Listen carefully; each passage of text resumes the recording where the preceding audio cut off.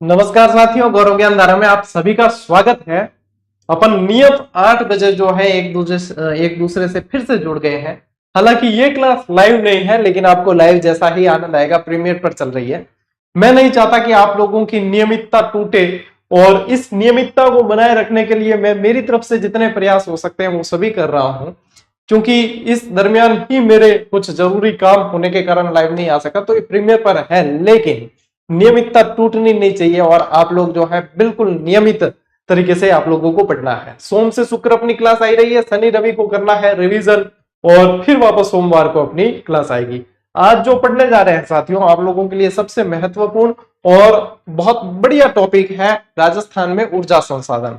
और ये भी कह सकता हूं कि ये एक थोड़ा सा बोरिंग टॉपिक है, लेकिन इसको इंटरेस्टिंग बनाने की कोशिश करेंगे कि चीजें आप लोगों को समझ में आ जाए, चीजें आप लोगों के याद हो जाए, और परीक्षा में जब बने तो आप लोग सही उत्तर करके आए। ठीक है, खनिज अपन पूरे कर चुके हैं और अब ऊर्जा संसाधन पढ़ रहे हैं। इसी एक ही क्लास में ऊर्जा संसाधन को पूरा पढ़ लेंगे। ठीक है, और इसके बाद में आप लोगों के ज्यादा कुछ टॉपिक बचे नहीं है। एक पर्यटन बचा है और एक यातायात के साधन बचे हैं।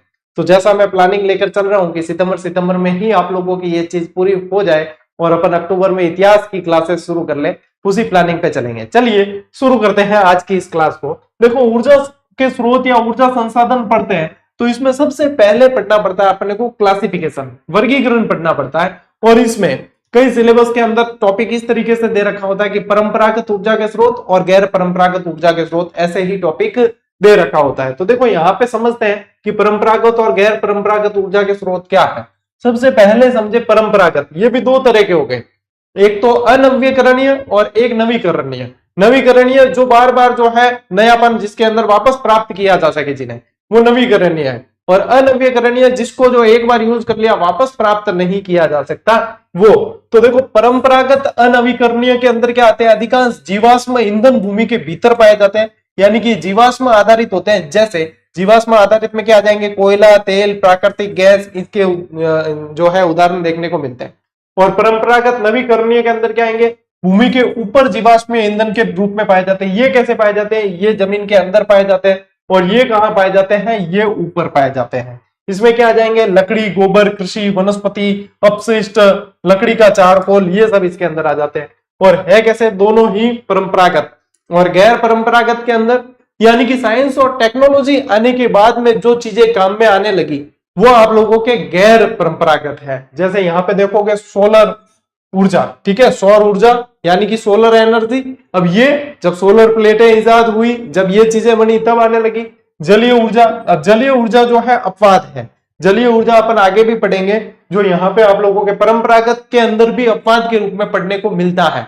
तो ये जल ऊर्जा, इसके अंदर एक अपवाद मिलेगा, बाकी सारा के अंदर आपको कंफ्यूज नहीं होना है। ठीक है, फिर देखो, पवन ऊर्जा, नाभिकीय ऊर्जा, हाइड्रोजन ऊर्जा, भूतापीय ऊर्जा, जैव ऊर्जा, ज्वारीय ऊर्जा और जैव ईंधन। यानी कि ये सारी की सारी आप दिमाग लगाओ कि साइंस एंड टेक्नोलॉजी आने के बाद में जो चीजें काम में आने लगी है वो गैर परंपरागत है। क्योंकि अपार यूं ध्यान रखना कि आपा बाप दादा और मतलब पूर्वज जितना भी पुरखा आनी माने साइंस टेक्नोलॉजी को नॉलेज कौन हो, तो वो परंपरा से जो चीजें चली आ रही थी उन्हीं को यूज कर रहे थे। गैर परंपरागत वो हो गए जो साइंस और टेक्नोलॉजी आने के बाद में बदलाव के साथ में आई है। याद करने के नजरिए से बता रहा हूं। ठीक है, स्क्रीनशॉट ले लो। देखो, अब परंपरागत साधन और गैर परंपरागत अंतर पढ़ लेते हैं कि क्या अंतर है।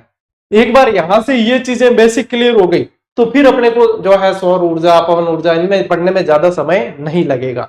1 घंटे की क्लास में अपन बहुत अच्छी तरीके से ऊर्जा को जो है पढ़ लेंगे, क्योंकि इस क्लास में बिल्कुल भी बात अपनी नहीं होगी। बात नहीं है, सीधा 100% प्योर स्टडी कंटेंट है।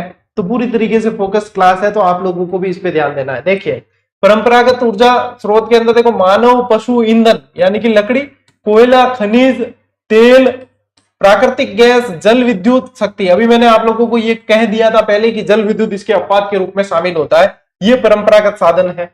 और ऊर्जा के परंपरागत साधनों को मानव प्राचीन समय से ही उपयोग में लेता आ रहा है। जो चीज मैं समझाने का प्रयास कर रहा हूं वही चीज यहाँ पे लैंग्वेज में लिखी है।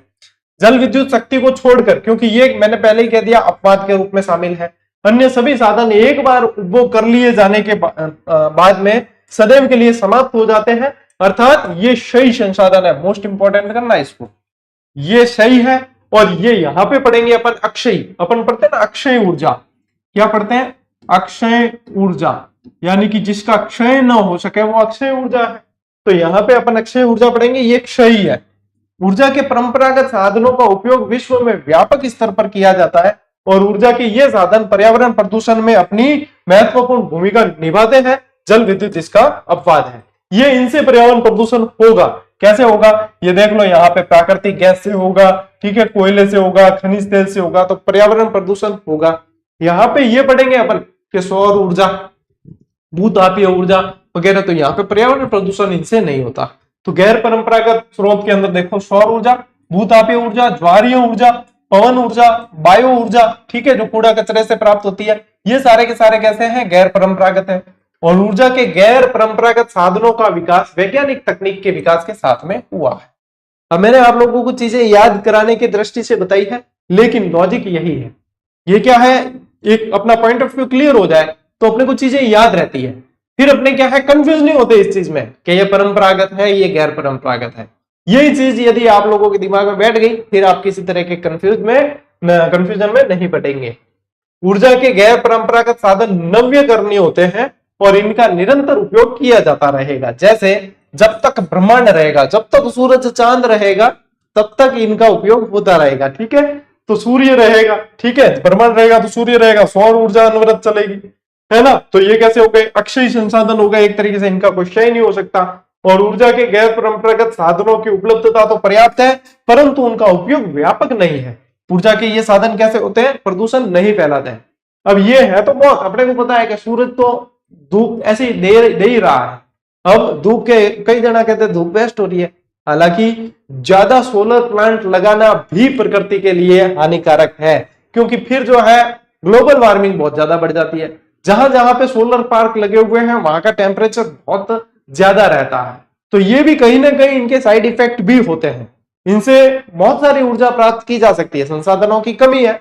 क्यों, क्योंकि अभी तक इतनी जो है मशीनरी पूरी तरीके से व्यापक नहीं हुई है। लेकिन बहुत ज्यादा इनका दोहन किया जाए, बहुत ज्यादा इनका उत्पादन किया जाए तो वो भी हानिकारक तो एक तरीके से है, ठीक है टाबरों, याद रखनी है। तो ये कंसेप्ट समझ में आ गया ना, एक तो ये आप लोगों को बताया मैंने, एक ये चीज बताई, ये कंसेप्ट आप लोगों के समझ में आ गए तो बस अब आप लोगों को सीधे फैक्ट ही पढ़ने पड़ेंगे कि हाँ कंसेप्ट भी समझ आया, अब फैक्ट भी पढ़ लेंगे, ठीक है। स्क्रीनशॉट लीजिए, देखो टाबरों, अब ये कैसे है, रिन्यूएबल यानी कि नवीकरणीय, इसको क्या बोल सकते हैं, नवीकरणीय साधन, ठीक है, नवीकरणीय एनर्जी।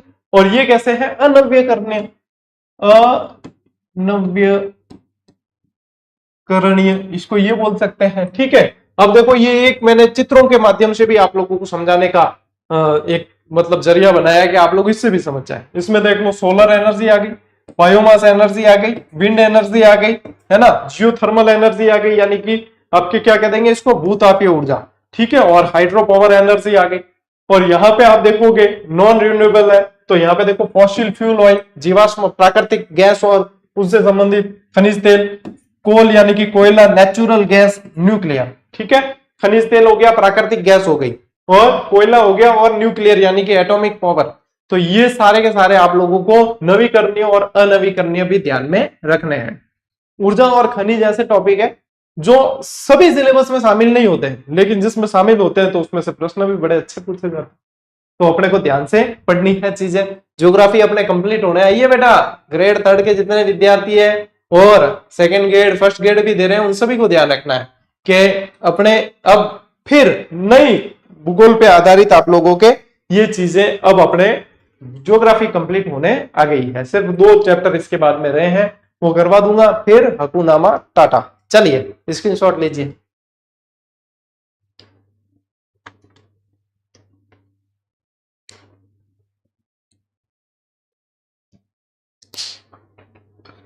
ठीक है, तो देखो अब बढ़ा आगे, एक एक चीज बढ़ा। सौर ऊर्जा पढ़ते हैं। सबसे पहले सौर ऊर्जा के जो तथ्य पूछे जाते हैं, पहली चीज ज्यादा पूछी जाती है सबसे पहले, तो जहां पे जो बता रहा हूं उसको मोस्ट इंपॉर्टेंट करते हुए चलना, ठीक है।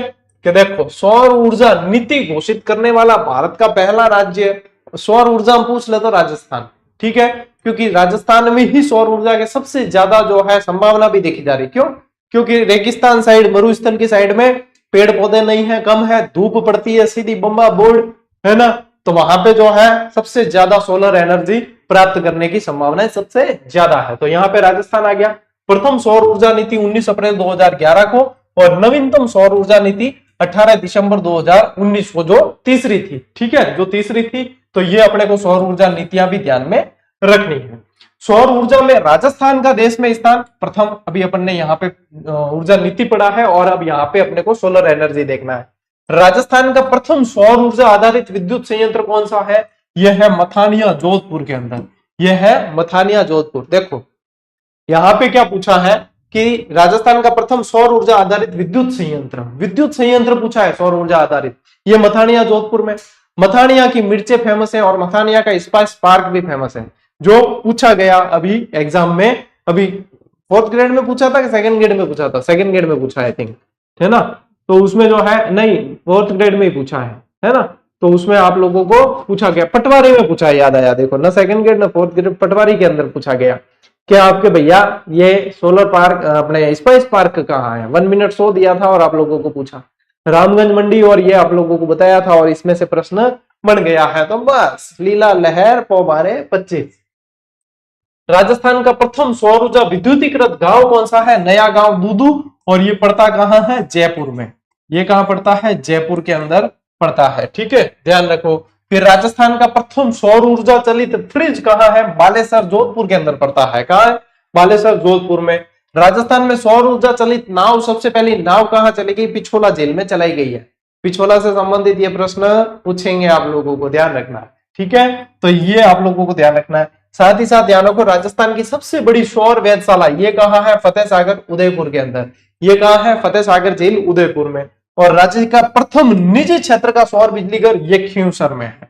ये तो है पहला विद्युत संयंत्र, ये है विद्युतीकृत गांव, और ये है आप लोगों के निजी क्षेत्र का, प्राइवेट सेक्टर का सौर बिजली घर जो है पहला खींवसर नागौर के अंदर है। ठीक है, और राज्य में प्रथम 100 किलोवाट का सौर ऊर्जा संयंत्र कहां है? ग्वारीर, झुंझुनू, ग्वारीर गांव, झुंझुनू। अब सौर ऊर्जा संयंत्र या सोलर पार्क के मामले में मिलान वाला एक प्रश्न बना था हाल ही में, जिसमें ये पूछे थे आप लोगों को, है ना। ग्वारीर पूछा था, अगोरिया पूछा था, धुनिया पूछा था, सारी की सारी चीजें है ना बेटा करवा रखी है। अब क्या होता है कि बच्चे जो है आजकल स्टेबल नहीं है, एक जगह से वो मन लगा के पढ़ते नहीं है, उनके दिमाग में 17 फितूर चलते रहते, थोड़ी यहां से पढ़ेंगे, थोड़ी वहां से पढ़ेंगे, वो बच्चे हो जाते हैं खराब। और जो कहीं से भी एक जगह से मन लगा के पढ़ लेते हैं, उनको जो है पूरी जानकारी मिल जाती है। ठीक है, ये जानकारी सारी दे रखी है, लेकिन बेटा याद तो करनी पड़ेगी ना चीजें। अब सीधा मिलान वाला आता है, ग्वारीर, झुंझुनू, है ना, अगोरिया, धुनिया आते हैं। अभी आज की क्लास में सारे बताने वाला हूं आपको। अगले देखो, सौर ऊर्जा चलित राज्य का पहला एटीएम कहां है? मनोहरपुरा। ये ग्रामीण हटा देना, आप इसको सिर्फ जयपुर रखना। और कुसुम योजना के तहत देश का पहला सौर ऊर्जा संयंत्र ये बालोजी गांव, कोटपुतली, बहरोड। अब मिलान वाले में ऐसी चीजें ही पूछी जाती है। अब बालोजी गांव डायरेक्ट दे देनी, तो जो बालोजी गांव रो है वो तो करे ना आई, अड़े पड़ेरा भी करे ना आई, लेकिन दूसरा सब थोड़ी कर सके। तो ये चीजें ध्यान रखनी है भाई। सौर ऊर्जा चलित प्रथम मिल्क चिलिंग प्लांट कहां है? भरतपुर के अंदर है। और प्रथम सोलर पार्क मोस्ट इंपॉर्टेंट कर देना, इससे तो प्रश्न छूटता ही नहीं है, बनता ही बनता है। बडला के अंदर बहुत सारे फेज में काम चल रहा है। बडला फलोदी के अंदर है, सबसे बड़ा, अपने विश्व का सबसे बड़ा जो सोलर पार्क है वो भी यही है। राजस्थान में पूर्ण रूप से सौर ऊर्जा संचालित पहला धार्मिक स्थल ट्रस्ट कौन सा है? जसोल धाम, बालोतरा के अंदर। यहाँ किसका मंदिर है? माझी शाह, पटियाणी शाह का मंदिर है, जिन्हें बुआसा के नाम से भी जानते हैं। राजस्थान का प्रथम सौर ऊर्जा चलित रेलवे स्टेशन कौन सा है? गोरम घाट, राजसमंद के अंदर पड़ता है। देखो गोरम घाट और कामली घाट आप लोगों को जब दर्रे पढ़ाए थे तब बताया था, ये पर्यटक स्थल भी है, बहुत जबरदस्त। मीटर गेज ट्रेन जाती है यहाँ, राजसमंद के अंदर पड़ता है। ठीक है, राजस्थान का प्रथम सौर ऊर्जा आधारित दूरदर्शन रिले केंद्र कौन सा है? रावत भाटा, चित्तौड़गढ़ के अंदर है। और सर्वाधिक सौर ऊर्जा उत्पादित जिला कौन सा है? जोधपुर जिला है। कौन सा है? जोधपुर। पावर पैक योजना का संबंध किससे? डायरेक्ट पूछते हैं, सौर ऊर्जा से। जैसे आपको अभी पूछा था हाल ही में कि चेतक परियोजना का संबंध किससे है, तो चेतक परियोजना परिवहन से जुड़ी हुई है ना, ट्रांसपोर्टेशन से जुड़ी हुई है। आप लोगों को वन लाइनर उठा के देख लेना, डायरेक्ट लाइन दे रखी है चेतक परियोजना, और उसमें स्पेशल ये भी दे रखा है कि बिछवाल, संबंध कहां से? बिछवाल से। ऐसे ही प्रश्न बन रहे हैं। सेज यानी कि सोलर एनर्जी एंटरप्राइजेज जोन इसको कहा जाता है, ठीक है। सेज इसको ऐसे कर देना, इस सेज को है ना ये इस तरीके से लिखो आप, ये करना सोलर एनर्जी एंटरप्राइजेज जोन, ये सेज करना, ठीक है। राज्य का पहला 55,000 लीटर पानी गर्म करने वाला सोलर हीटर कहाँ है, तो ये बिट्स पिलानी के अंदर है, झुंझुनू में, ठीक है। और सेज त्रिकोण के अंदर कौन कौन से जिले शामिल है, जोधपुर है, फलोदी है, बाड़मेर, बालोतरा और जैसलमेर। जोधपुर, फलोदी, बाड़मेर, बालोतरा और जैसलमेर है, ठीक है। तो मैं आप लोगों के लिए हाथों हाथ 41 जिलों के अनुसार भी अपडेट कर रहा हूं चीजें, कि 50 के अनुसार अलग थी, अब 41 के अनुसार अलग है। तो ये चीजें आप लोगों को ध्यान में रखनी है साथ साथ, ठीक है। चलो टाबरो आगे बढ़ा, देखो अब बढ़ा अपा पवन ऊर्जा के साइड, ठीक है। पवन ऊर्जा पढ़ते हैं। अब बड़ी बड़ी पवन चक्कियां देखी होगी आपने, पवन चक्की का एक एक पंखा जो है बहुत बड़े बड़े टर्बो में डाल के ले जाया जाता है, और पवन चक्की यानी कि विंड एनर्जी, जैसे हवा चलेगी वैसे ही ऊर्जा उत्पन्न होगी। तो देखिए इसमें क्या क्या चीजें पूछते हैं आप लोगों को। तो पवन ऊर्जा के क्षेत्र में देश में राजस्थान का स्थान चौथा है, देश में चौथा है। प्रथम स्थान तमिलनाडु का है इसके अंदर, इसमें राजस्थान नहीं है, सोलर एनर्जी में राजस्थान है, इसमें तमिलनाडु पहले स्थान पे है। प्रथम पवन ऊर्जा नीति 18 जुलाई 2012 को जारी की गई। ये नीतियां आप लोगों के मोस्ट इंपोर्टेंट रहती है, पूछते हैं। नवीन पवन और हाइब्रिड ऊर्जा नीति 19 दिसंबर 2019 को जारी की गई। लक्ष्य 2024-25 तक पवन ऊर्जा से 4000 मेगावाट उत्पादन का लक्ष्य रखा गया इस पवन ऊर्जा हाइब्रिड नीति के तहत। National institute of wind energy द्वारा किए गए अध्ययन के अनुसार राज्य में पवन ऊर्जा की 150 मीटर की ऊंचाई पर अनुमानित क्षमता लगभग 284 गीगावाट है। यदि प्रश्न आप लोगों को लैंग्वेज पे आधारित पूछा गया तो ये चीज पूछी जा सकती है, वैसे पूछने की संभावना कम है, तो ज्यादा दिमाग नहीं लगाना है, सिर्फ पढ़ लेना है। राज्य में मार्च 2024 तक कुल 5209 मेगावाट क्षमता के पवन ऊर्जा संयंत्र स्थापित किए जा चुके हैं। और राज्य में सर्वाधिक पवन ऊर्जा वाला जिला, अब प्रश्न बनने वाली लैंग्वेज अब आई है, सर्वाधिक पवन ऊर्जा कहां, जैसलमेर। इसे पंखों की नगरी इसीलिए कहा जाता है, पंखे बड़े बड़े लगे होते हैं ना। सबसे ज्यादा पवन ऊर्जा की संभावना यहीं पे क्यों है, क्योंकि हवा निर्बाध रूप से बहती है, हवा के बीच में रुकावट है कोई नहीं है यहाँ। राज्य में निजी क्षेत्र की प्रथम पवन ऊर्जा परियोजना बड़ा बाग जैसलमेर, मोस्ट इंपोर्टेंट कर देना इसे, प्राइवेट सेक्टर की पहली। भारत का दूसरा पवन ऊर्जा पार्क लोदरवा जैसलमेर में, और प्रथम जो है वो गांडीकाटा आंध्र प्रदेश में है। तो राजस्थान का पहला कह सकते हो, लेकिन देश का दूसरा कह सकते हो आप, ठीक है। भारत का दूसरा और राजस्थान का पहला कह सकते हो आप, लोदरवा जैसलमेर। राज्य में प्रथम पवन ऊर्जा संयंत्र, देखो ये पवन ऊर्जा पार्क है और ये पवन ऊर्जा संयंत्र है, ठीक है। और यहाँ पे आप देख रहे हैं परियोजना, तो इन सभी को मिक्स मत कर देना, मैं ये कहना चाह रहा हूं आपसे। बच्चे क्या करते हैं, गुरुजी यहां भी पहला, यहां भी पहला, ये सब क्या है, तो देखो यहां लिखा है परियोजना, यहां लिखा है ऊर्जा पार्क, यहां लिखा है ऊर्जा संयंत्र, तो इसलिए मिक्स नहीं करना है। ऊर्जा संयंत्र अमर सागर जैसलमेर में 2 मेगावाट कैपेसिटी है इसकी। राज्य में दूसरी पवन ऊर्जा परियोजना देवगढ़ प्रतापगढ़ के अंदर है, 2.25 मेगावाट कैपेसिटी है। और ये स्पेशली देवगढ़ के नाम से ही पूछते हैं आप लोगों को, बड़ा था प्रश्न, देवगढ़ पवन ऊर्जा संयंत्र कहाँ है, मिलान वाले बनते हैं यहां से। राज्य में सर्वाधिक पवन ऊर्जा संयंत्र स्थापित करने वाली कंपनी कौन सी है, सुजलोन एनर्जी कंपनी है। सुजलोन के शेयर जो है पहले बहुत कम रुपए रेट में आए थे, 5-7 रुपए मिल रहे थे, आजकल इसकी रेट चल रही है 60-70 रुपए। देखो ध्यान रखना पड़ता है सारी चीजों का। तो सुजलोन के शेयर में जिसने मान लीजिए 7 रुपए के अंदर शेयर खरीदा था और अब 70 रुपए के करीब चल रहा है, तो कितना बेनिफिट हुआ है उससे देख लो। अब किसी ने 1 लाख रुपए के ले लिए मान लीजिए 7 रुपए के हिसाब से, और अब 70 रुपए हो गए, तो 70 इंटू 1 लाख कर लो, 7 इंटू 1 लाख करना पहले तो, है ना। 7 रुपए के हिसाब से 1 लाख के लिए है, अब उसके देख लो कि आप कितने गुना हो गए, हुए कि नहीं। चलिए अब देखो आगे बढ़ते हैं, ये यहां पे ध्यान दो, अन्य पवन ऊर्जा संयंत्र मोस्ट इंपॉर्टेंट है, ये मिलान में यही पूछते हैं। बीठड़ी फलोदी के अंदर, सोडा बांधन जैसलमेर, आकलगांव जैसलमेर, पोहरा जैसलमेर और हर्ष पर्वत सीकर, ठीक है। यहाँ पे हर्ष पर्वत में कंपनी भी पूछ सकते हैं, तो एयरकॉन कंपनी है इसकी, एयरकॉन कंपनी है, ठीक है। चलो चलो टाप आगे बढ़ते हैं। तो सुजलोन के शेयर आपने भी लिए होते तो 10 गुना आपको फायदा हो जाता। ₹7 के 70 हो गए सीधी। चलिए आगे बढ़ते हैं। ठीक है,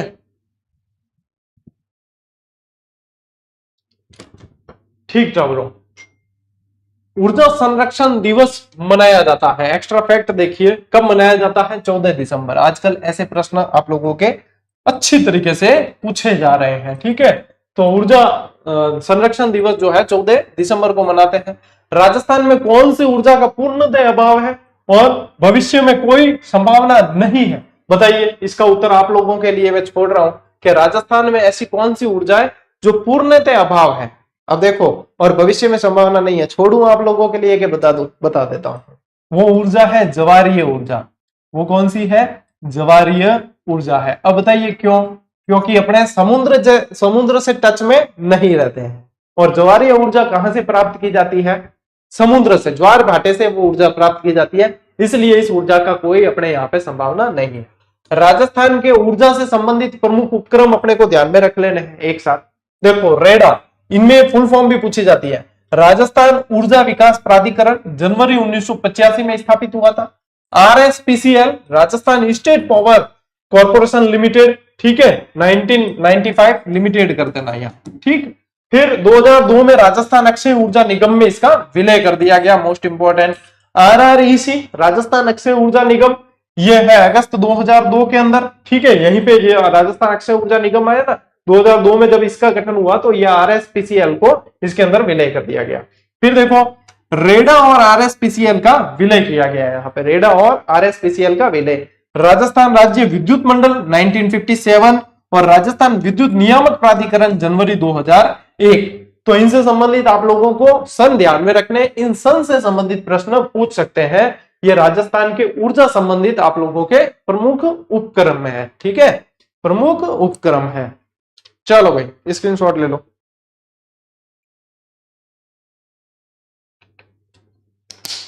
अब राजस्थान में ताप विद्युत परियोजनाएं, इनसे भी बड़े अच्छे प्रश्न पूछते हैं। ताप विद्युत परियोजना, इसमें देखो 3 तरीके के प्लांट होते हैं। सबसे पहले ये समझो 3 तरीके के प्लांट होते हैं। नंबर 1 का आते हैं आपके सुपर थर्मल पावर प्लांट। इसमें क्या होता है, 1000 मेगावाट से अधिक उत्पादन क्षमता वाले प्लांट आ जाते हैं। फिर आता है super critical thermal power plant, जिसकी किसी एक इकाई की उत्पादन क्षमता 500 मेगावाट से अधिक हो। अब आप लोग कई जगह पढ़ते हो कि यहाँ पे सुपर क्रिटिकल थर्मल पावर लिखा हुआ है या सुपर थर्मल पावर लिखा हुआ है, डायरेक्ट पढ़ते हैं तो याद नहीं आता है। जबकि ये चीज ध्यान में रही तो आप लोग इसमें जो है अंतर कर पाओगे। और फिर आता है ultra mega power plant, 4000 megawatt से अधिक क्षमता वाले प्लांट होते हैं, वो आ जाते हैं अल्ट्रा मेगा पावर प्लांट के अंदर। तो अब जब भी ये आप लोगों को चीजें पढ़ने में आएगी तो इन चीजों को ध्यान में रखना है। ठीक है, चलिए अब देखो, super thermal power plant Rajasthan में आप लोगों को ध्यान रखने 6 जगह।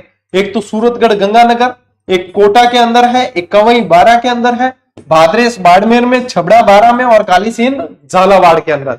ये 6 जगह आप लोगों को ध्यान रखना है सुपर थर्मल पावर प्लांट। ये देखो, जहां पे 1000 मेगावाट से अधिक उत्पादन क्षमता है, यहाँ पे इनकी कितनी है, 1000 मेगावाट से अधिक उत्पादन है, अधिक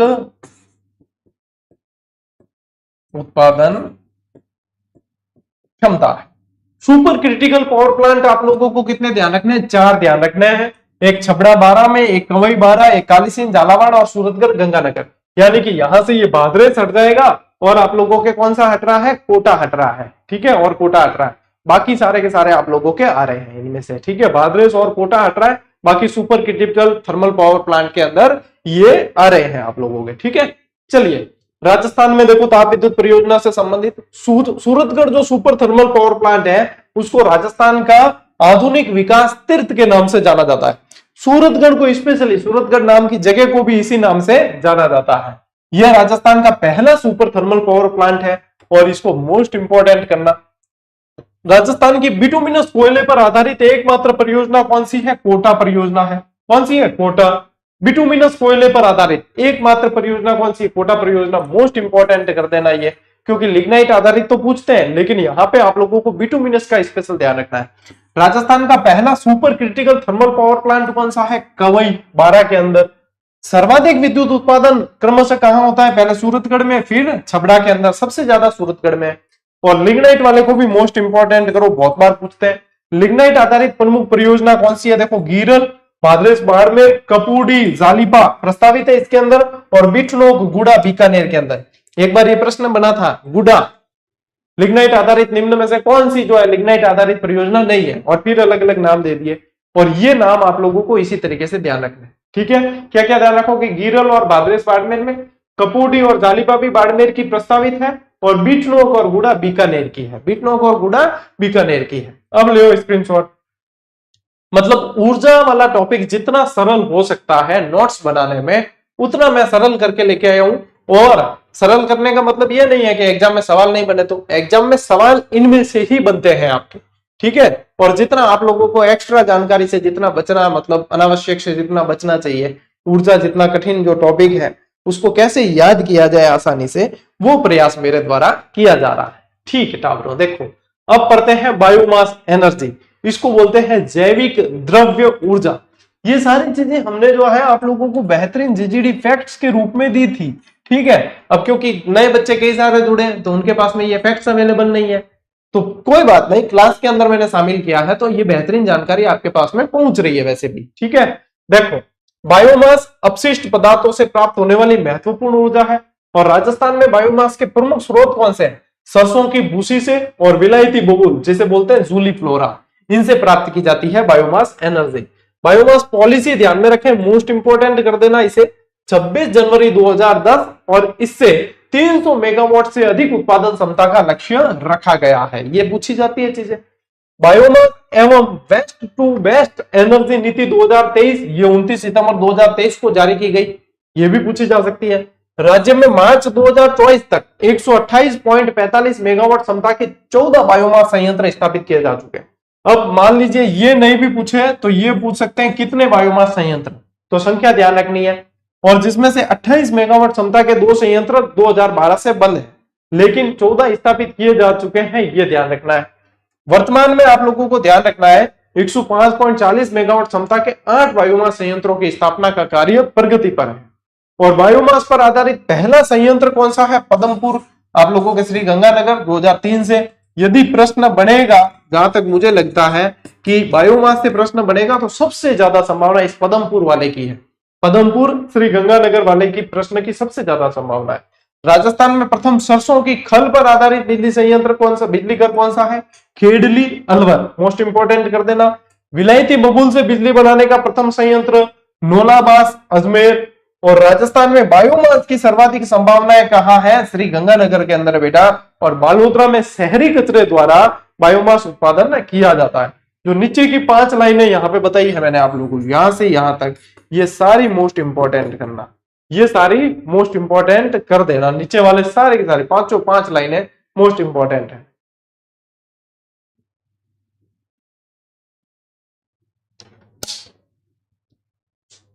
देखो, एक बार वापस देखते हैं राजस्थान में प्रथम जो मोस्ट इंपोर्टेंट है चीजें, वो एक बार वापस नजर बाहर निकालते हैं। राजस्थान की प्रथम ऊर्जा संयंत्र कौन सा है? अपने ध्यान रखना, अमर सागर जैसलमेर, ठीक है। प्रथम पवन ऊर्जा संयंत्र कौन सा है? अपने अमर सागर जैसलमेर। लिग्नाइट आधारित राजस्थान का प्रथम भूमिगत विद्युत संयंत्र कौन सा है? मेड़ता सिटी नागौर, ठीक है, ये भी इंपॉर्टेंट है। बायोमास आधारित राजस्थान का प्रथम बिजली घर पदमपुर श्री गंगानगर। सरसों की खल पर आधारित पूछे तो खेडली अलवर। लिग्नाइट पर आधारित राजस्थान का प्रथम बिजली घर पूछे तो थुमली गांव शिव बाड़मेर में। और राजस्थान का प्रथम सुपर थर्मल पावर प्लांट पूछते हैं तो ध्यान रखना ठुकराना गांव सूरतगढ़ का है। कौन सा है? ठुकराना गांव सूरतगढ़। और राजस्थान का प्रथम निजी क्षेत्र का सौर बिजली घर कौन सा है? वो खींवसर, अभी अपन ने पढ़ा। और ध्यान रखो, प्राकृतिक गैस आधारित पूछे, मोस्ट इंपोर्टेंट, प्राकृतिक गैस आधारित प्रथम विद्युत संयंत्र शक्ति परियोजना पूछते हैं तो जैसलमेर के अंदर रामगढ़, जैसलमेर में रामगढ़ है, ये ध्यान रखना है। चलिए स्क्रीनशॉट लीजिए, फिर आगे बढ़ेंगे। चलो भाई, देखो टाबरो, अब गैस आधारित विद्युत परियोजनाएं जो है वो पढ़ लेते हैं अपन। देश का पहला भूमिगत गैस आधारित बिजली घर कौन सा? अभी अपन ने देखा है मेड़ता रोड, अभी लास्ट यही देखा। राजस्थान की प्रथम गैस विद्युत परियोजना कौन सी है? अंता 12, मोस्ट इंपोर्टेंट कर देना इसे। इसमें गैस की आपूर्ति हजीरा बीजापुर जगदीशपुर पाइपलाइन से होती है। एक बार यही प्रश्न आप लोगों को पूछा गया और यह एनटीपीसी द्वारा संचालित है, 9 राज्यों की संयुक्त परियोजना है। ठीक है, राजस्थान में स्थापित केंद्र सरकार की पहली गैस विद्युत परियोजना केंद्र सरकार की है। ये राजस्थान में है लेकिन केंद्र सरकार की है, ये ध्यान रखना है। और राजस्थान की दूसरी गैस आधारित परियोजना कौन सी है? रामगढ़। और निजी क्षेत्र पर प्रथम गैस आधारित पावर प्लांट कौन सा है? अपने केशोरायपाटन बूंदी के अंदर। कहां है? केशोरायपाटन बूंदी के अंदर, केशोरायपाटन बूंदी में है। ठीक है, चलिए अब इसमें कोई ज्यादा समझने वाली चीजें नहीं है, देखो और फिर याद करने की कोशिश करो सीधी। अब देखो राजस्थान में आणविक ऊर्जा की तरफ बढ़ते हैं। अणु ऊर्जा, परमाणु ऊर्जा जिसको कहा जाता है, एटॉमिक पावर।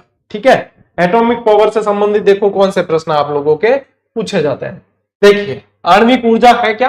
परमाणु ऊर्जा प्लांट्स के माध्यम से आणविक खनिजों से प्राप्त की जाने वाली ऊर्जा परमाणु ऊर्जा या आणविक ऊर्जा कहलाती है।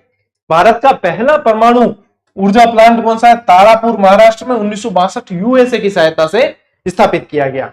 लेकिन राजस्थान का पहला पूछे तो ध्यान रखना, रावत भाटा चित्तौड़गढ़। इसीलिए चित्तौड़ को क्या कहा जाता है? शक्ति और भक्ति की नगरी। एटॉमिक पावर यानी शक्ति, और वहां पे मीराबाई ने भक्ति की है तो फिर भक्ति की नगरी, शक्ति और भक्ति। स्थापना देखो इसकी पूछी जाती है 1965 कनाडा के सहयोग से। उत्पादन शुरू हुआ 16 दिसंबर 1973। ये भारी पानी प्रौद्योगिकी पर आधारित देश का पहला संयंत्र है, ये भी ध्यान रखो। D2O पर आधारित। फ्रांस की एरेवा कंपनी से प्राप्त यूरेनियम का इसके अंदर उपयोग किया जा रहा है। मोस्ट इंपॉर्टेंट कर देना, ठीक है। तो यदि डिटेल में जाकर पूछेंगे तो एरेवा कंपनी पूछ सकते हैं आप लोगों को। चलिए स्क्रीनशॉट ले लीजिए।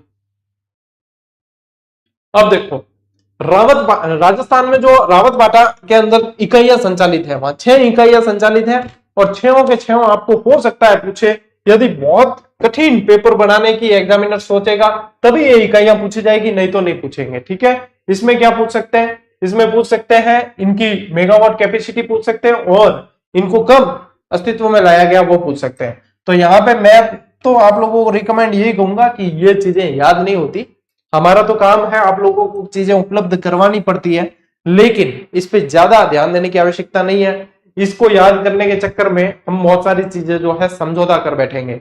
तो यहाँ पे ये चीजें मैं उपलब्ध जरूर करा रहा हूं, क्या हाँ आपको लगे कि समय मिल रहा है और याद करनी चाहिए तो कर लेना, बाकी इसमें समय ज्यादा व्यर्थ करना मत। ठीक है, ये ध्यान रखना कि 1180 मेगावाट इनकी कुल क्षमता है, ये ध्यान रख लेना। ठीक है, राजस्थान में दूसरा परमाणु ऊर्जा संयंत्र कहाँ है? दानपुर बांसवाड़ा के अंदर, जो निर्माणाधीन है। इसको मोस्ट इंपॉर्टेंट जो छपने लायक मुझे लगता है ना, इसकी कैपेसिटी 700 मेगावाट जो छपने लायक मुझे लगता है वो मैं मोस्ट इंपॉर्टेंट आपको बता ही दूंगा कि यहाँ पे ध्यान दो बेटा। और जहां पे मैं नहीं कह रहा हूं वहां से प्रश्न बनते भी कमी है, तो जहां मोस्ट इंपॉर्टेंट कह रहा हूं वो प्रश्न हूबहू छपते हैं। पिछले 4 साल का तो रिकॉर्ड है अपना, आप खुद उठाकर देख लो, स्टूडेंट जो सिलेक्ट हुए उनसे पूछ लो। तो फिर यहाँ पे मैं जहां फोकस आप लोगों को करने को कहूं वहां पे जरूर करना। अब देखो ये मोस्ट इंपॉर्टेंट है, इस पूरी स्लाइड को मोस्ट इंपॉर्टेंट करो, क्योंकि जो छपते हैं वो हमें पता है भैया कि हाँ क्या छपेंगे, हम आगे देंगे वही छापेंगे।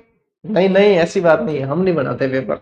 ठीक है, थे ही मत सोच लियो कि हाँ गुरुजी थे कहो इनो मतलब थे ही बना भेजो, नहीं नहीं हम नहीं बनाते। मोस्ट इंपॉर्टेंट बता सकता हूं मैं आप लोगों को कि ये है, लेकिन हम पेपर नहीं बनाते नहीं बनाते नहीं बनाते नहीं बनाते। ठीक है, चलो देखो बेटा, राजस्थान के प्रमुख सोलर प्लांट, ये अब मिलान वाले प्रश्न बनते हैं। अब इसमें से मैं आप लोगों को बताऊं, ये देखो मथानिया प्लांट पूछा, अबोरिया, इसको जो है अगोरिया, अगोरिया कर देना, अगोरिया ये भी पूछा, अगोरिया अबोरिया सोलर प्लांट ये पूछा, धुनिया पूछा और गौरीर पूछा, ये मिलान वाला सवाल पूछा था। देख लो चारों के चारों यहाँ पे दे रखे हैं। Mathania solar plant Jodhpur first grade के अंदर पूछा था, वो भी बता दूं कहां पूछा था, फर्स्ट ग्रेड के अंदर। ठीक है, Aboria solar plant Barmer, Khinvsar solar plant Nagaur, गौरीर झुंझुनू, मोपला सोलर प्लांट जैसलमेर और धुनिया कहाँ है? जोधपुर। ऐसे ही पूछा। ठीक है, और इसके अलावा फिर क्या पूछ सकते हैं यहाँ सोलर प्लांट के अंदर? फिर आप लोगों को सबको पता है, एक तो ये तो बडला, बडला कहाँ है? बडला फलोदी के अंदर, बडला कहाँ है? फलोदी। ठीक है, विश्व का सबसे बड़ा। और पवन ऊर्जा संयंत्र से भी ऐसे ही पूछते हैं। अमर सागर कहाँ है? जैसलमेर, सर्वप्रथम राज्य में पवन ऊर्जा उत्पादन केंद्र। ठीक है, देवगढ़ कहाँ है? प्रतापगढ़ के अंदर, बिठड़ी फलोदी के अंदर, दमोतर कहाँ है? प्रतापगढ़ के अंदर, और सालमगढ़ कहाँ है? प्रतापगढ़ के अंदर। तो यहाँ पे भी ये भी ऐसे ही पूछते हैं। और ये आप लोगों को जो है ऐसे का ऐसे उसी का पेज लिया है मैंने, ऐसे का ऐसे आप लोगों को वन लाइनर अपनी जीजीडी वन लाइनर में मिल जाएगा, है ना। ये पेज ऐसे का ऐसे दे रखा है। जो चीजें आप लोगों को याद करनी है, पढ़नी है, एग्जाम में प्रश्न बनता है, वो सारी प्रोवाइड करवा दी है। जैसलमेर के अंदर देखो सोडा बांधन, आकल, बड़ा गांव, हंसुआ, फतेहगढ़, पोहरा। और हर्ष का पर्वत कहाँ है? सीकर के अंदर है। नवीनतम पवन और हाइब्रिड ऊर्जा नीति कब है? 18 दिसंबर 2019। मोस्ट इंपॉर्टेंट है ये पूरा का पूरा पेज, इसमें से एक भी शब्द भी आप लोगों को छोड़ने की इजाजत नहीं है, ठीक है। चलिए अगला पेज देख लिए, ये भी मोस्ट इंपॉर्टेंट, ये भी मोस्ट इंपॉर्टेंट। राज्य की प्रमुख बायोमास ऊर्जा संयंत्र पदमपुर श्री गंगानगर के अंदर 2003 में स्थापित राज्य की प्रथम बायोमास परियोजना। खेड़ली अलवर सरसों की खल या भूसी पर आधारित। बालोतरा राज्य की सबसे बड़ी बायोमास परियोजना और शहर के कूड़े कचरे से बायोमास बनाने के लिए कार्यरत। अजमेर इजरायली बबूल विलायती बबूल पर आधारित। रंगपुर कोटा के अंदर, देवली टोंक के अंदर, कोटपुतली जयपुर, सांगरिया हनुमानगढ़, कचेला बागरसी, साचोर, चंदेरिया चित्तौड़गढ़। अब मिलान में यही तो चीजें दी जाती है आपको, और यही चीजें जो है मिलान में दी जाती है, मोस्ट इंपॉर्टेंट है सारी की सारी। बायोफ्यूल नीति 2018 लागू करने वाला देश का पहला राज्य राजस्थान ही बना है। और विश्व जैव ईंधन दिवस बेटा 10 अगस्त को मनाया जाता है, ठीक है। चलिए अब मैं आप लोगों के साथ में एक सारणी और साझा कर रहा हूं, और जिसमें से आप लोगों को चीजें पूछी जाती है। अब ये क्या है? ऊर्जा की अधिष्ठापित उत्पादन क्षमता। इसमें आप लोगों को कुछ नहीं करना है, ये 2024-25 वाले जो आंकड़े हैं उनमें आप लोगों को ये 1, 2 और ये 3 और 4 इनको देख लेना है, ठीक है। इनको देख लेना है, बाकी सारे याद करने जाओगे होगा नहीं। 2024-25 वाले यानी कि ये कैसे हैं? ये नवीनतम है, ये नवीनतम है आंकड़े, ठीक है। लास्ट टाइम जब पढ़ाया 23-24 वाले पढ़ाए थे, क्योंकि उस समय वो नवीनतम थे। अब आप लोगों को ये प्रोवाइड करवा रहा हूं।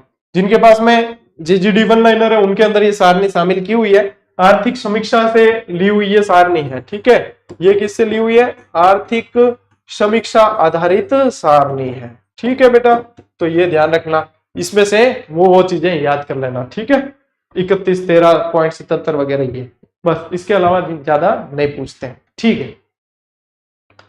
चलो टावरो, इसके साथ ही आप लोगों के जो है ये क्लास मतलब वैसे तो लंबी चलनी चाहिए थी, लेकिन इतना ज्यादा इंटरेस्टिंग टॉपिक भी नहीं है, लेकिन अपने को पढ़ लेना है एक बार के हाँ चीजें क्या बन सकती है वो। तो राजस्थान की ऊर्जा से संबंधित टॉपिक आप लोगों के ये यहीं पे एक ही क्लास में पूरा हो रहा है, ठीक है। तो जहां जहां मैंने मोस्ट इंपॉर्टेंट बताया है उन सभी को अच्छे से याद करके चलना, ठीक है। बाकी ज्यादा जैसे बोरिंग जो चीजें लगती है कि ये समय ज्यादा लग रहा है और याद नहीं हो रही है, तो उसको एक बार के लिए स्किप करना है, पढ़ लेना है, लेकिन याद करने में ज्यादा समय वहां नहीं लगाना, क्योंकि बाकी और भी बहुत बड़ा सिलेबस है, बहुत सारी चीजें हैं, ठीक है। और जो मैंने मोस्ट इंपॉर्टेंट बताया इस टॉपिक में वो जरूर से जरूर याद कर लेना, ठीक है ना। 40 मिनट के अंदर ही आप लोगों की ये क्लास अपन ने पूरी कर ली है। चलिए साथियों, आज की इस क्लास में इतना ही। अब मिलते हैं अगली क्लास में, अगले सेशन में। तब तक के लिए राम राम, जय हिंद।